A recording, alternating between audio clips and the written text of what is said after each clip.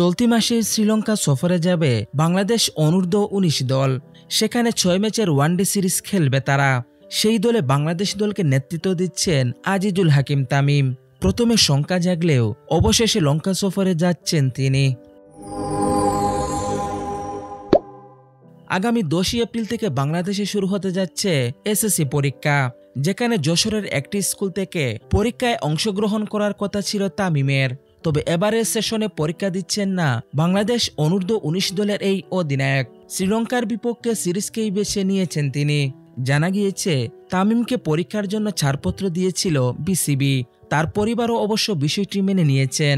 তামিমের বাবা মা ভাই সবসময় পাশে থাকেন ছায়ার মতো। পরিবার সূত্রে জানা গিয়েছে তামিমের ইচ্ছে রয়েছে ভবিষ্যতে ঢাকা বিশ্ববিদ্যালয়ে পড়াশোনা করার। অপরদিকে আগামী 24 এপ্রিল ওয়ার্ম আপ ম্যাচ দিয়ে শ্রীলঙ্কা সফর শুরু হবে যুবা ক্রিকেটারদের। এরপর 26 এপ্রিল হবে প্রথম ওয়ানডে। 2 দিন পর দ্বিতীয়টি অনুষ্ঠিত হবে। এরপর 1 মে, 3 মে, 6 ও 8 মে বসবে বাকি ম্যাচগুলো।